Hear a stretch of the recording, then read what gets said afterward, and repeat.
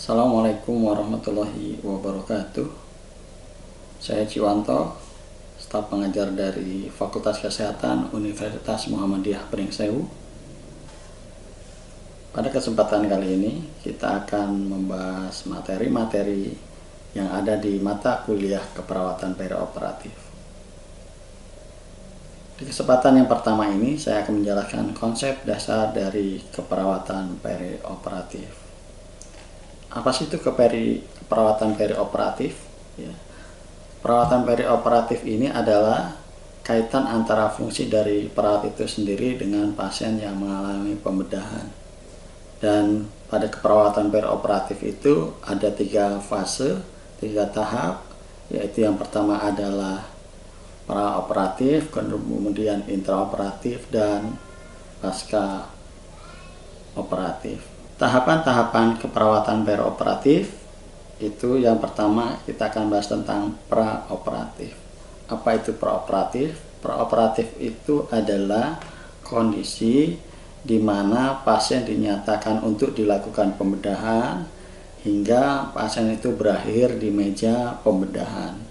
Nah, pada fase ini peran perawat begitu penting karena pasien itu harus dikaji tentang kesiapan dia dalam menghadapi pembedahan. Kita harus mengkaji gimana baik kesiapan fisik maupun kesiapan dari psikologi pasien itu sendiri. Tahap yang kedua adalah tahap intraoperatif, di mana pada pasien sudah bermula dari meja pembedahan sehingga pasien itu akan berakhir dan dipindahkan ke ruang recovery room. Ya. Nah, pada fase ini itu pun peran perawat juga penting karena di situ perawat harus bisa berperan aktif dalam kelancaran pelaksanaan pembedahan, juga keselamatan dari pasien yang mengalami pembedahan tersebut. Tahap yang ketiga adalah tahap postoperatif. Postoperatif itu di mana pasien yang sudah masuk ke ruang recovery room atau ruang pemulihan dan pasien hingga pulih sadar seperti sedia kala. Nah, pada fase ini itu harus betul-betul diperhatikan bagaimana efek dari anestesi dan fungsi vital dari organ-organ tubuh di dalam pasien itu kembali normal seperti sedia kala. Itulah 3 fase pada keperawatan perioperatif. Macam-macam pembedahan menurut Barbara Silong dia mengklasifikasikan dalam beberapa tipe. Ya, tipe yang pertama adalah klasifikasi menurut lokasi pembedahan. Dalam lokasi pembedahan ini dibedakan antara internal dan eksternal. Kalau eksternal itu biasanya kita lebih mudah menyebutnya dengan pembedahan yang akan dilakukan di bagian luar, di bagian kulit atau di bawah jaringan kulit. Dan ini biasanya dari hasil efek dari pembedahan ini akan menimbulkan jaringan parut dan ini akan tampak jelas jika dalam perawatan luka ini tidak dilakukan dengan cara yang baik. Yang kedua adalah pembedahan internal. Pembedahan internal ini dilakukan di dalam tubuh yang lebih dalam lagi. Ya, biasanya jaringan parut yang ditimbulkan tidak akan betul tampak, tapi biasanya akan terjadi pelengketan di dalamnya. Dan biasanya pembedahan internal ini akan berakibat pada fungsi dari organ yang dilakukan pembedahan tersebut. Ya. Kemudian klasifikasi selanjutnya adalah luas dari pembedahan. Akan dibedakan menjadi 2, yaitu bedah minor dan bedah mayor. Bedah minor itu adalah pembedahan yang sederhana, biasanya dilakukan di ruangan-ruangan yang tidak memerlukan peralatan lengkap. Biasanya hanya dilakukan di ruang klinik, ruang tindakan, kemudian ruang poliklinik, bahkan ada yang dilakukan di ruang rawat pasien, ya. Efek dari bedah minor ini tidak begitu besar dan cenderung komplikasi yang ditimbulkan juga tidak terlalu parah. Contoh operasi yang dilakukan adalah insisi kecil, kemudian pemasangan drainase kandung kemih, kemudian dilakukan sirkumsisi, ya. Dan ini memang biasanya bedah minor hanya memerlukan anestesi lokal saja. Selanjutnya ada bedah mayor. Bedah mayor itu dilakukan pada pembedahan yang di bawah anestesi umum, artinya pasien itu betul-betul tidak sadar. Dan efek dari bedah mayor ini lebih berat dibandingkan dengan bedah minor. Dan bedah mayor ini menimbulkan trauma fisik dan psikologi sendiri kepada pasien. Bahkan pada bedah mayor ini juga akan menimbulkan resiko terjadinya kematian, ya. Contoh dari operasi bedah mayor ini adalah total abdominal hysterektomi, reseksi kolon, dan banyak lagi, ya. Kemudian klasifikasi selanjutnya adalah tujuan dari pembedahan. Pembedahan yaitu bedah dilakukan memiliki tujuan-tujuan tertentu. Klasifikasi yang pertama menurut tujuannya adalah satu, bedah diagnostik, ya. Jadi tujuannya memang untuk mencari penyebab dari sebuah penyakit. Jadi bedah ini dilakukan benar-benar mencari penyebab apa sih, diagnosnya apa yang kita cari gitu loh, sehingga kita bisa menemukan oh ini disebabkan karena sesuatu, ya. Maka bedah ini disamakan bedah diagnostik, ya. Apa yang contoh yang dilakukan adalah biopsi, ya. Biopsi diangkat, kemudian dicek hasil dari biopsi itu. Jadi kita memahami apa sebab dari penyakit pada pasien tersebut. Kemudian ada yang namanya bedah kuratif, ya. Bedah kuratif ini sesuai dengan namanya bahwa memang ini untuk pengangkatan, mengobati dari penyakit pasien tersebut, ya. Kalau contohnya kuratif ada penonjolan tumor, ya, yang itu menyebabkan menjadi sakit kepada bagian tubuh tertentu, maka itu dilakukan operasi sehingga tumor itu diangkat, sehingga rasa sakit yang ditimbulkan oleh tumor itu sendiri akan menghilang. Kemudian seperti contohnya appendicitis, itu juga akan menyebabkan rasa nyeri, rasa demam, dan yang lainnya. Ini akan menyebabkan gangguan kepada pasien. Operasi tersebut adalah tujuannya kuratif, mengobati penyakitnya. Dengan diangkatnya appendix yang sudah rusak tersebut, menyebabkan pasien bisa sembuh kembali. Kemudian ada bedah restoratif, yaitu bedah menguatkan daerah-daerah yang sudah lemah, kemudian memperbaiki deformitas dari jaringan tersebut, ya. Seperti contohnya herniorrhaphy, yaitu menguatkan di daerah yang lemah sehingga tidak terjadinya hernia. Atau contoh yang lain adalah pembedahan, perbaikan katup mitral pada jantung, ya.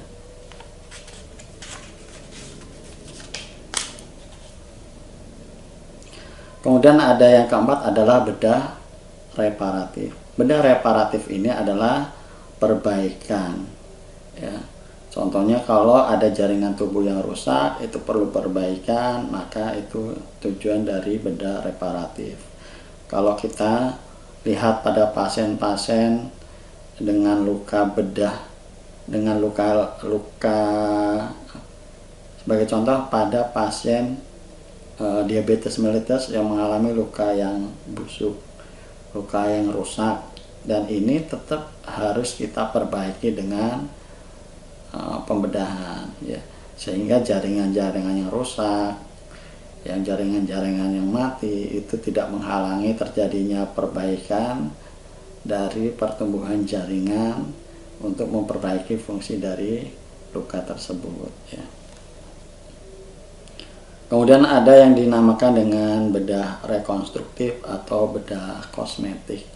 Biasanya ini dilakukan untuk memperbaiki penampilan ya. Contohnya pada pasien-pasien yang mengalami perbaikan wajah, perbaikan mamoplasti. Kemudian ada pasien yang mengalami luka bakar yang itu menyebabkan jaringan parut luas, sehingga pasien ini perlu dilakukan pembedahan sehingga akan menjadi berfungsi dengan baik. Kemudian kita juga akan mengenal namanya bedah paliatif atau bedah yang bertujuan untuk meringankan atau menyembuhkan sebuah penyakit ya. Seperti contohnya menghilangkan rasa nyeri yang berlebihan ya pada pasien-pasien yang mengalami penjepitan pada saraf. Kemudian ada bedah yang namanya gastrotomi ya, untuk mengurangi distensi pada gaster tersebut. Yang ketujuh ada bedah transplantasi, yaitu pemasangan organ pada tubuh seseorang yang pada organ sebelumnya mengalami malfungsi ya, seperti cangkok ginjal, cangkok kornea, dan yang lainnya ya. Menurut Smeltzer and Baer, pembedahan itu dikategorikan menjadi 5 tingkatan ya. Tingkatan yang pertama adalah kedaruratan, kemudian urgensi, bedah yang diperlukan, bedah elektif, dan yang terakhir adalah bedah pilihan. Bedah kedaruratan atau emergensi adalah pembedahan yang harus dilakukan segera. Kalau tidak dilakukan segera, maka dapat menyebabkan kematian. Bedahan ini benar-benar dilakukan untuk kondisi-kondisi yang mengancam jiwa, dan memang indikasinya tidak bisa ditunda kembali ya. Seperti orang yang mengalami kecelakaan, kemudian orang yang tertembak pada tengkoraknya, kemudian ada luka bakar yang sangat luas gitu kan. Itu memerlukan tindakan-tindakan pembedahan yang sifatnya adalah darurat. Kemudian ada bedah urgensi. Bedah urgensi ini memang tidak darurat, tetapi memang harus dilakukan segera karena memang sifatnya akan membantu pasien sembuh dari sakitnya. Contoh yang dapat dilakukan adalah pada pasien dengan batu ginjal ya, batu ginjal yang sifatnya bisa merusak ginjal itu sendiri dan mengalami nyeri yang amat sangat. Kemudian ada bedah yang diperlukan. Bedah yang diperlukan ini adalah bedah yang memang akan dilakukan tetapi melalui perencanaan dan sifatnya tidak harus dilakukan segera, dan bedah ini bisa dilakukan dalam beberapa minggu atau bulan ke depan. Contoh pembedahan yang bisa dilakukan adalah pembedahan pada prostat hipertrofi. Contoh pembedahan yang bisa dilakukan adalah pada hiperplastia prostat, di mana kondisi ini membuat sumbatan pada saluran perkemihan. Kemudian ada gangguan tiroid, kemudian juga bisa seperti kondisi pada pasien katarak ya. Ini bisa jenis pembedahan yang bisa dilakukan. Kemudian ada yang keempat namanya bedah elektif. Bedah elektif ini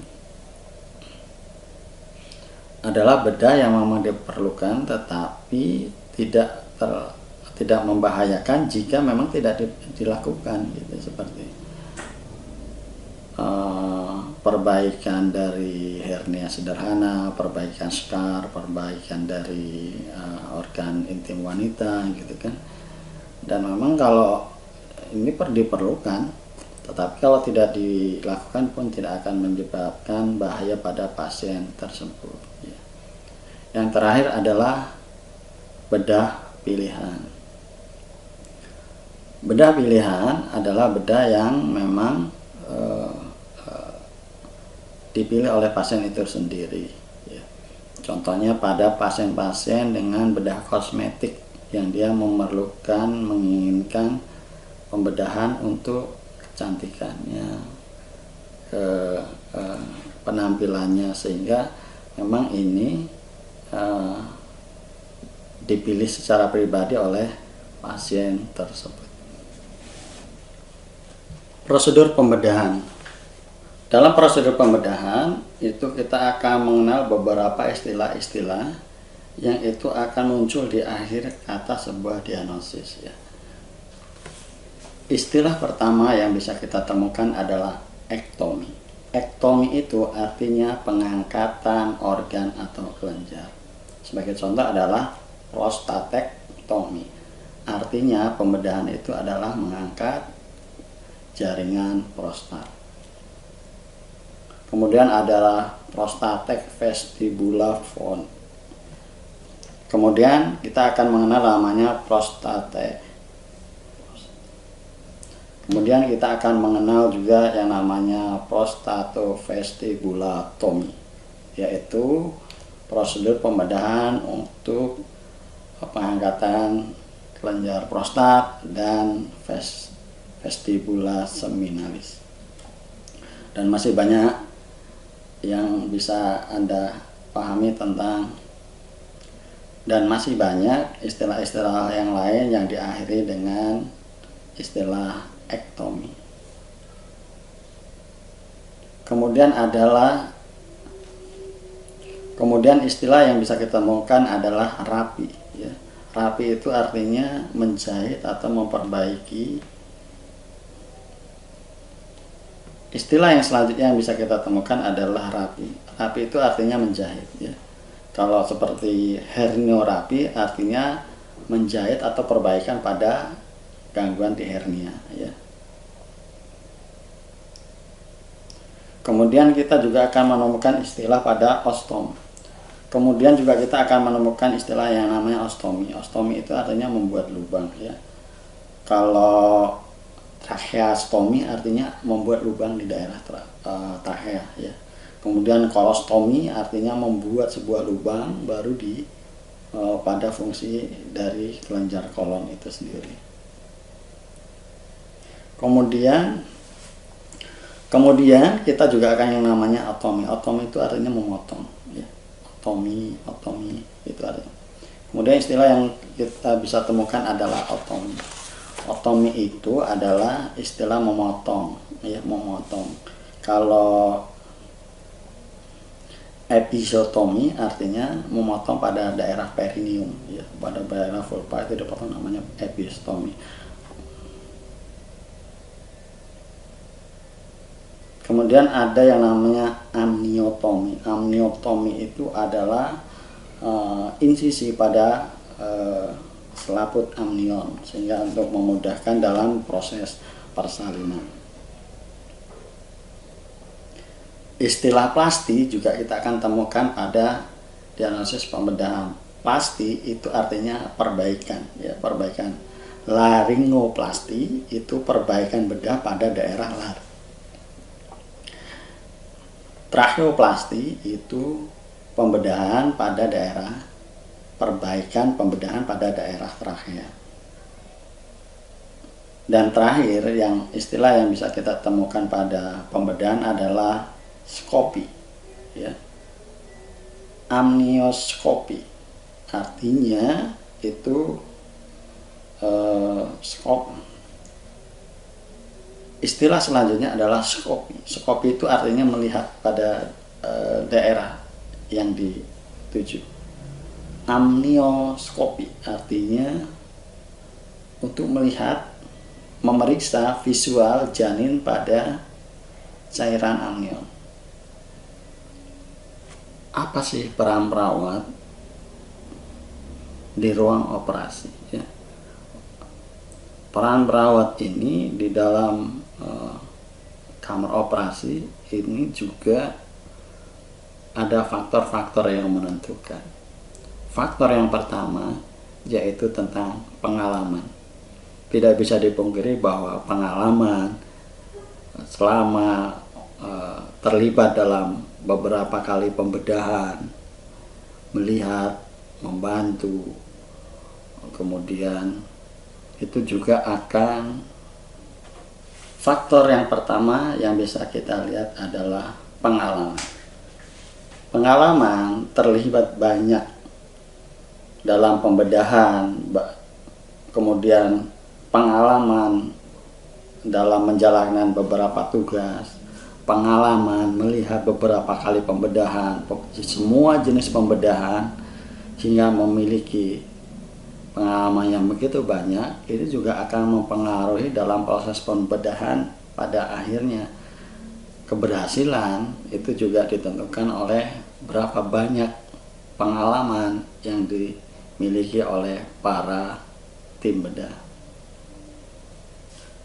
Kemudian faktor selanjutnya adalah kekuatan dan ketahanan fisik.